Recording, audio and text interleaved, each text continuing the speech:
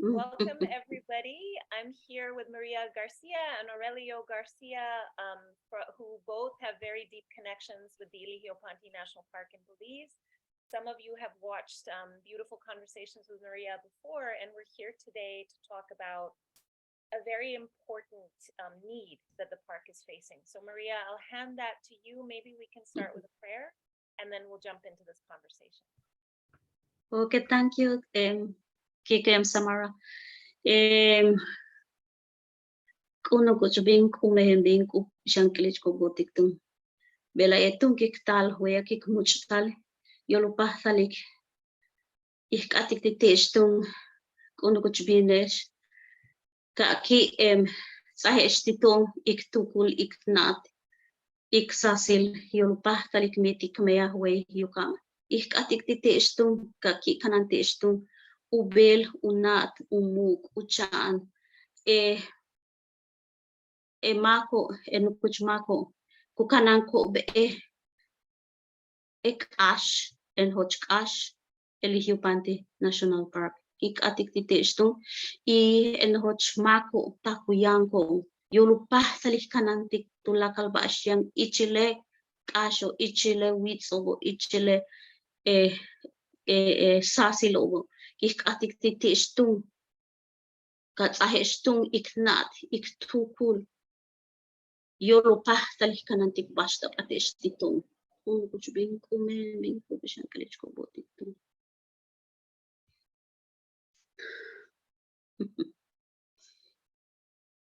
Thank you. So Maria, Thank you. Would you please share what you guys are facing at the moment?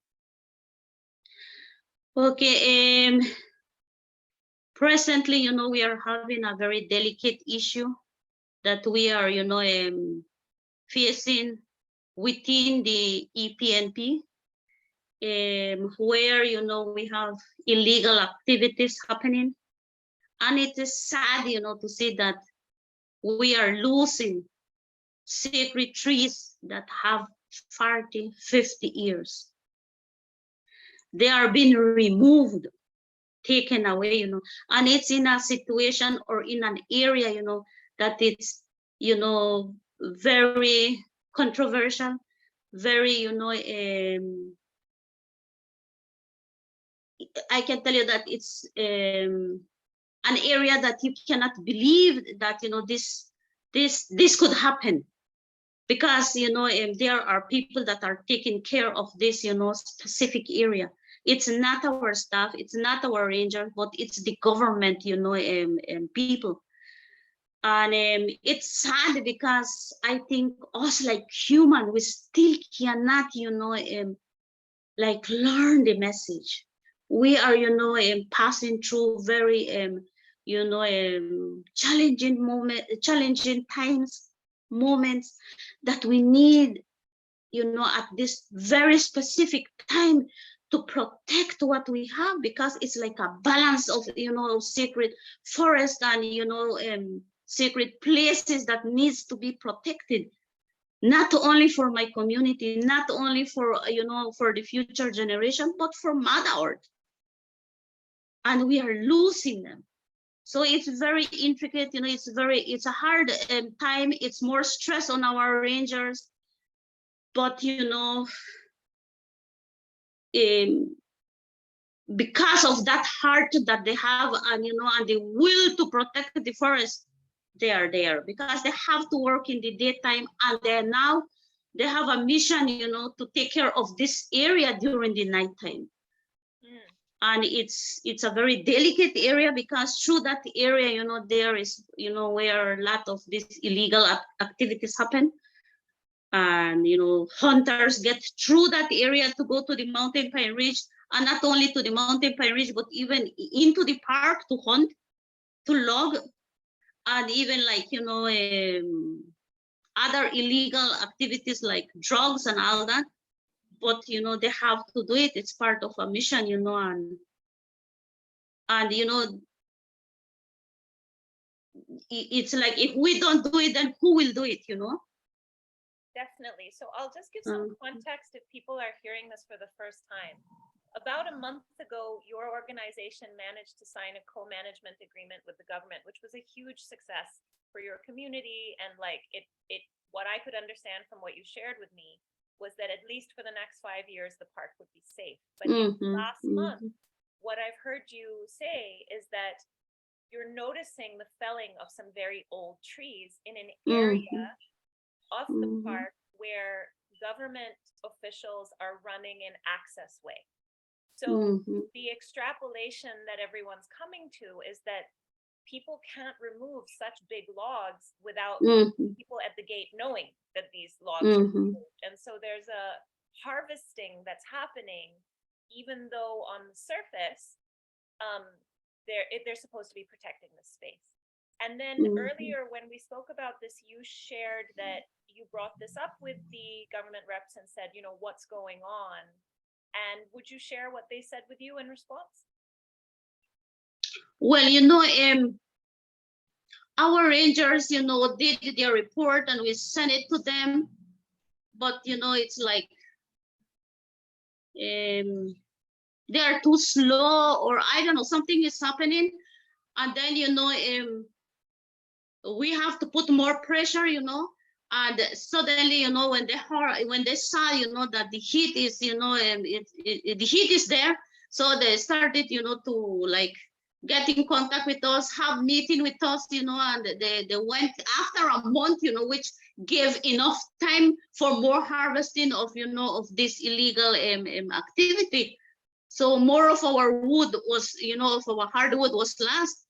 So they did, a visit to the area, and, after, seeing, the all these illegal activities. So, they have to meet with the chief, and then the chief, give them the order to call us and give us, that authority as well, so that our, rangers can now be part, or we can have a say on that my gate as well, because at first, we didn't have a say on that area.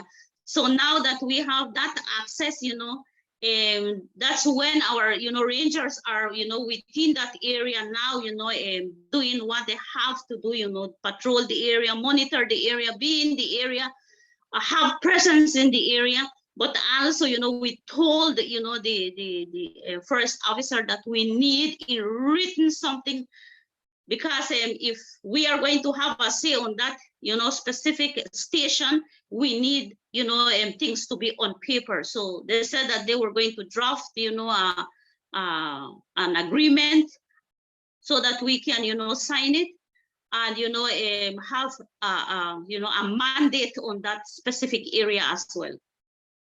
But also, we told them, that we need actions, because it's easy to, to target or to get who did, all these mischiefs. And if they don't, tell us, then we're surely going to publish, because this needs to be, known by others, because this, we cannot hide this, because if we hide it, then, suddenly we are going to see that they are in another area. So we cannot, hide things. They have to do their work, because it's easy for them to target who did it. Yes, understood. So basically the intention here today is to raise awareness that these, as you said, mischief is happening. And there's like a little bit of a gray area about who knows and who doesn't. And also to raise awareness about the work that your rangers are doing. And so we're really blessed to have Aurelio here. Aurelio, I muted you earlier so that you and I were both muted when Maria was speaking, but if you'd like to unmute yourself and just introduce yourself, you're one of the most experienced rangers in the park. It'd be wonderful to hear how that is for you and why you do it. Yeah, you can hear me, right? Okay, perfect. Yes, yes, my name is Aurelio Garcia. I'm one of the oldest park rangers inside of the Panti National Park. Actually, I'm the head ranger, the lead ranger at the moment. Yes, I've been there for 4 years now, since 2018. Yes, there were, when we got there, man, I don't even want to say it, but the park was really in a really mess, if I could say it, in this way here. There were so many illegal activities going on inside of the park. Like, for example, a lot of hunting. Hunting was at a level, at an extreme level, looting.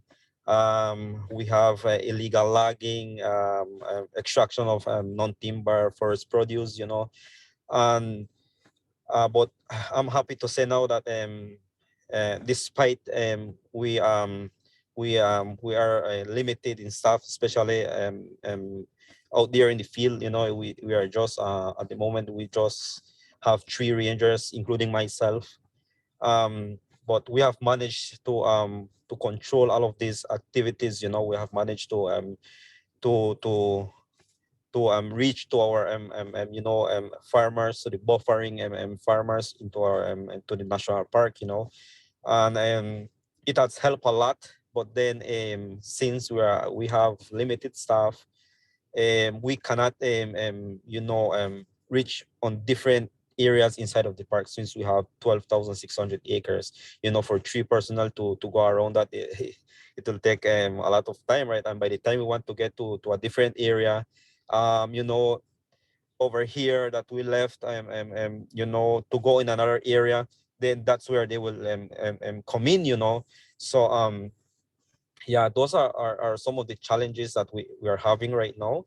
But like I said, we have controlled a lot of illegal activities going on recently, as Maria mentioned about the illegal logging. That was, man, we on one area we had 19 mahogany trees cut down, and most of the trees were like um, 30 centimeters in diameter. They are young trees.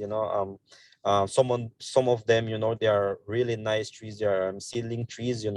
We need those kinds of trees there. But you see, that's what these illegal loggers don't understand. That by destroying the seedling trees, um, how will the mahogany reproduce itself? They're just doing it for money. And it hurt us, because then we're trying our best. We're going the extra mile, to try to control these things here not to happen. uh and it also makes me sad even more, because in that area there, that specific area there, that's where we have the checkpoint. The government actually, um and well, we trusted them that they were going to take care of the area. Well, I'm not personally, I'm not blaming that the government did it, but because we don't have committed personnel doing the job. Sometimes there's no one, like maybe for 5 or sometimes for a week, there's no one taking care of that gate there. So people just drive in, drive out with whatever they are doing. And but now we are trying to to to take care of this area over here during the day, and then during the night we try to be there at least for a couple hours, and then we have a couple hours rest, and then the other days is it's the same thing. Yeah. Sounds like a huge commitment. Like whenever Maria has spoken about the Rangers and what all of you do, just visualizing and imagining the conditions, because I know what the rainforest conditions in Belize are like. Like it's hard work. It's wet, it's Yeah. slippery, it's Yeah. Yeah. dangerous. Can you tell us what an average day is like for you? From the moment you wake up to the moment you go to bed, what do you experience doing this job? Yeah. Yes. We're up, from 6 in the morning, all up to 5 in the evening. Then 5, we pick up lunch at home. Then from there we dispatch ourselves to try to get to the gate where the checkpoint's at 7. So from 7 we try to take it to 11, sometimes to 12 in the night. Um, yeah, it's a lot of work, but then we are committed to this job, and like I always say, we don't do it for the money, because this night shifts here, we're not getting paid for it, and it's not that I'm blaming anybody, but we, my team and I, we understand that the forest needs it. um, we need the forest more than the forest needs us. um, yes, but again, it's a lot challenging, but it's only us now, and we will do our best as long as we are there, and protecting this in this the Elijio Panti National Park.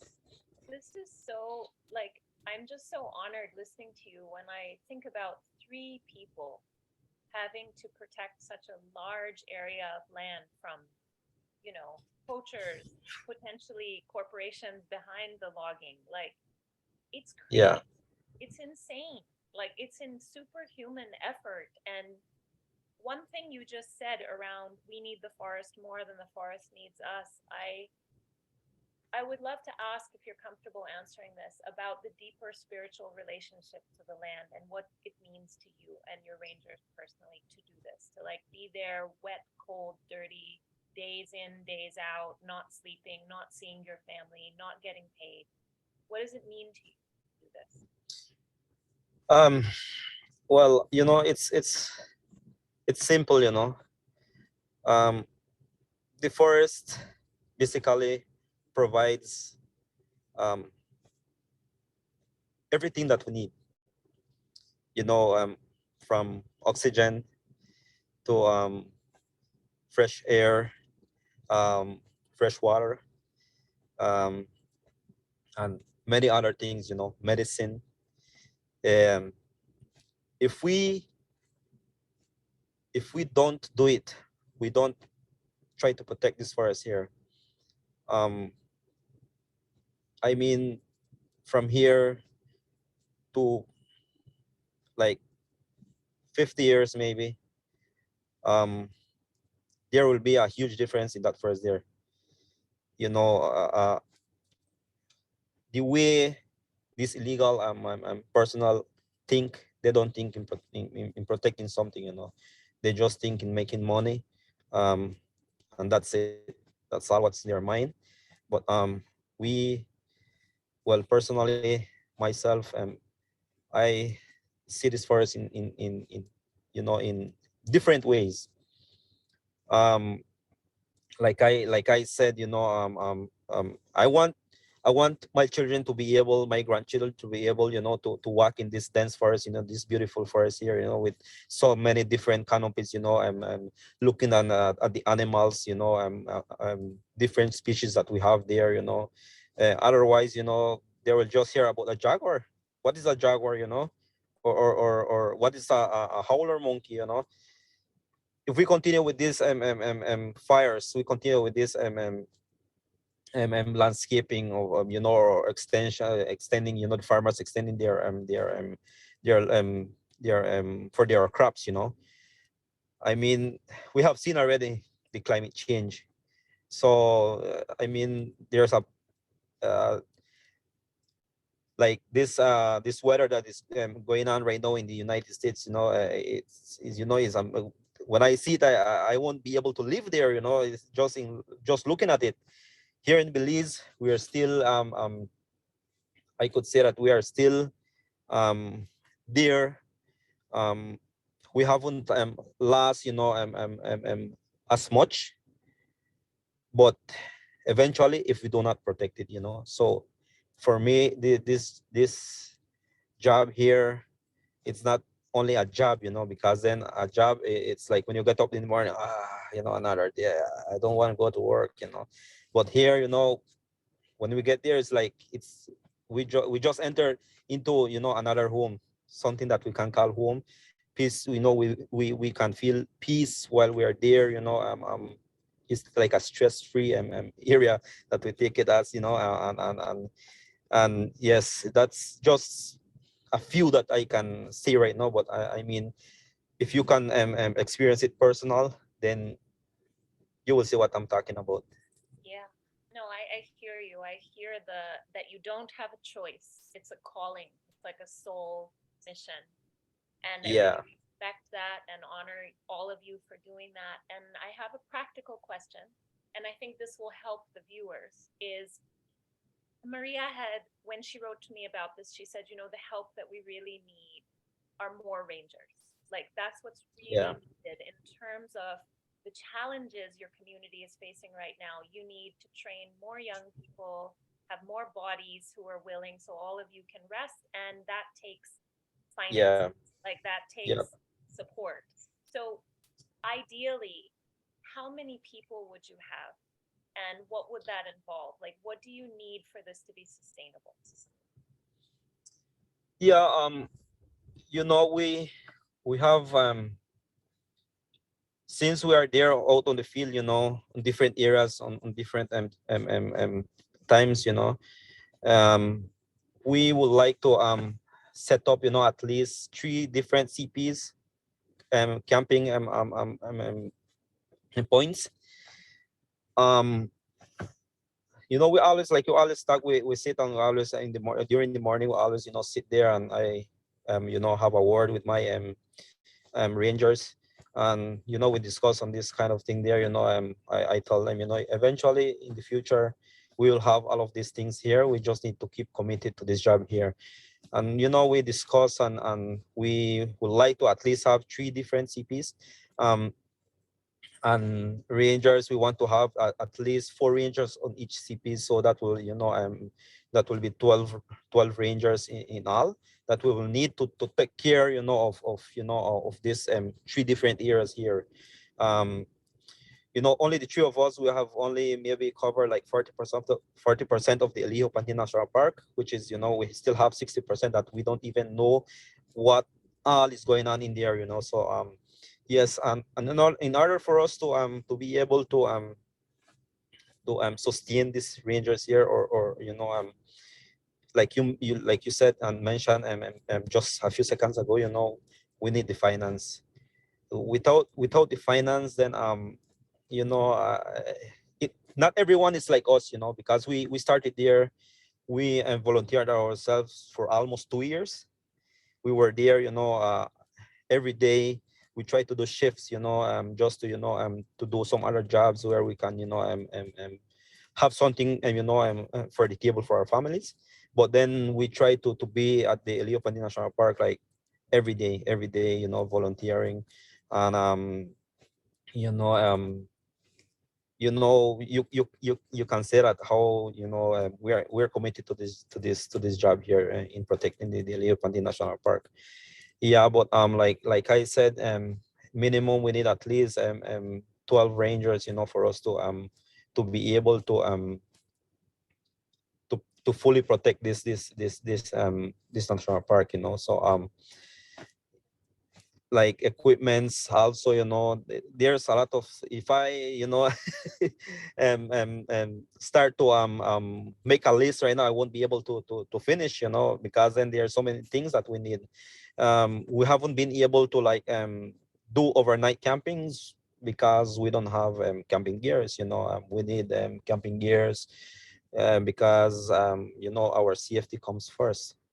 So without those camping gears, medikits, and the proper equipments, for us to get to a point, then we don't have that. So we just try to go as far as we can. Then, from there we need to hike back. Yeah.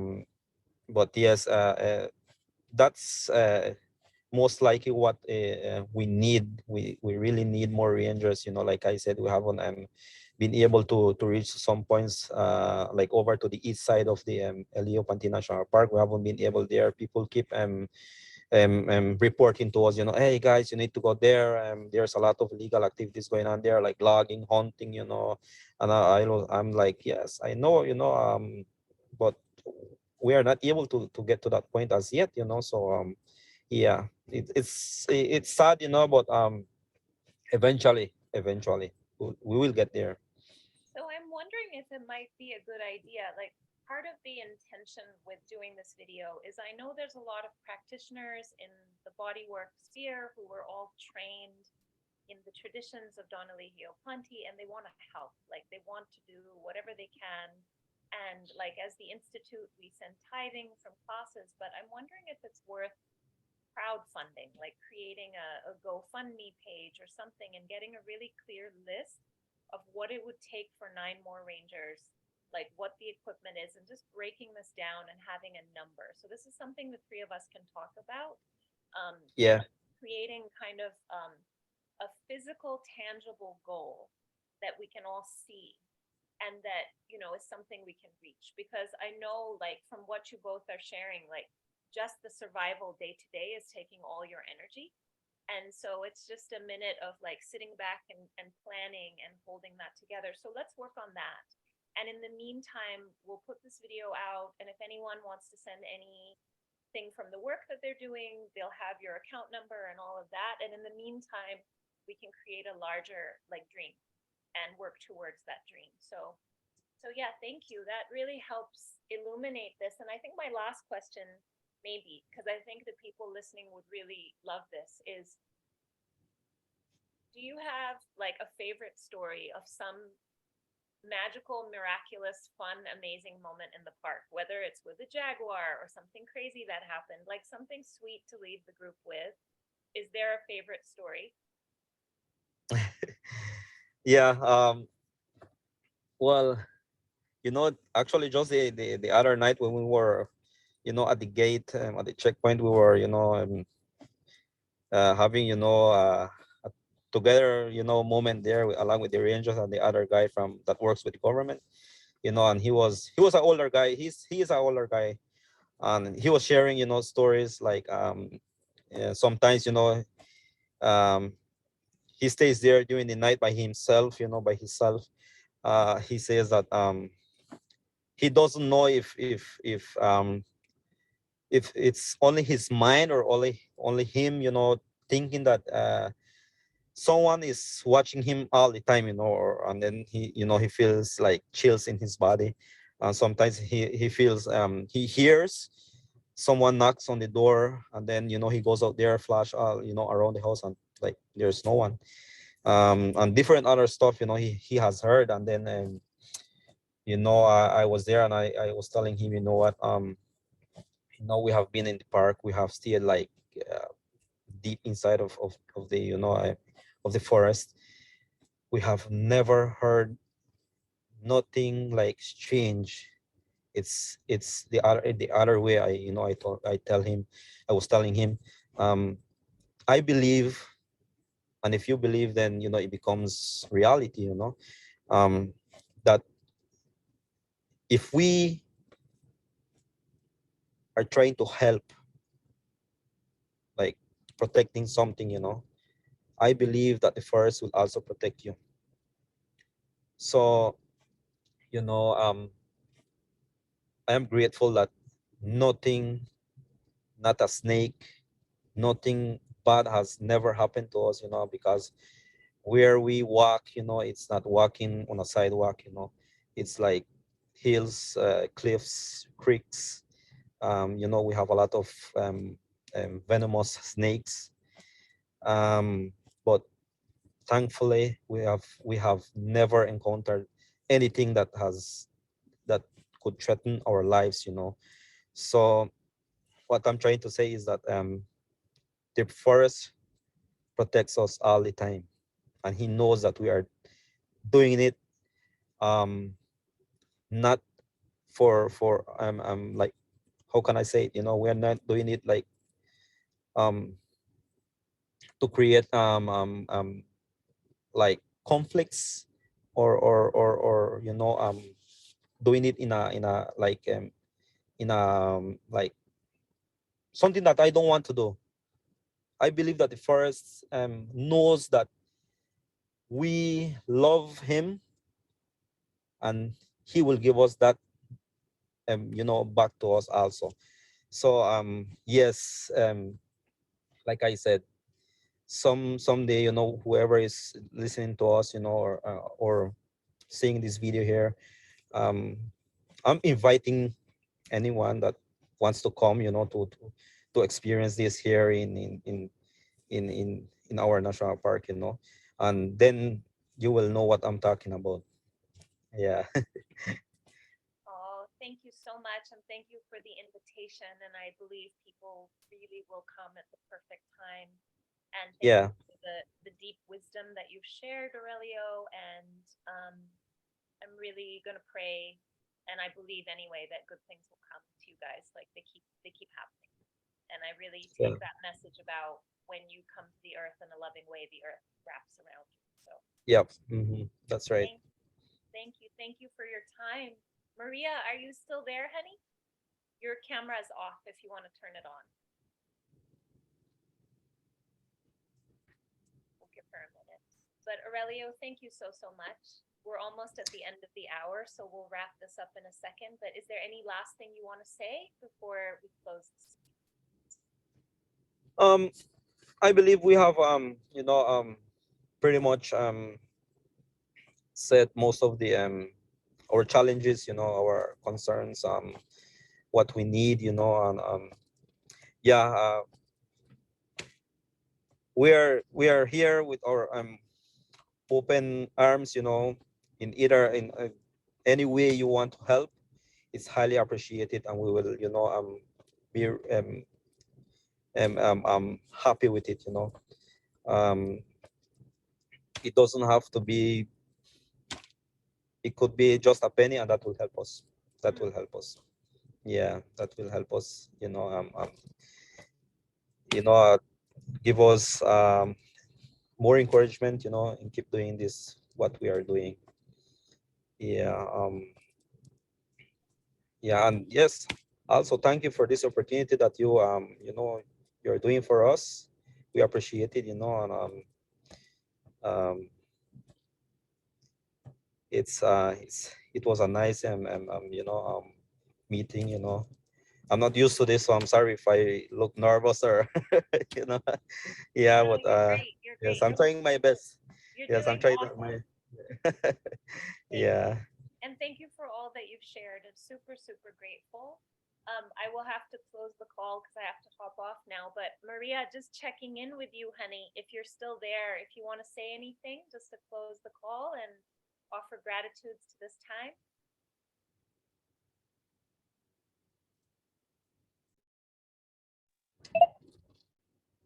I don't.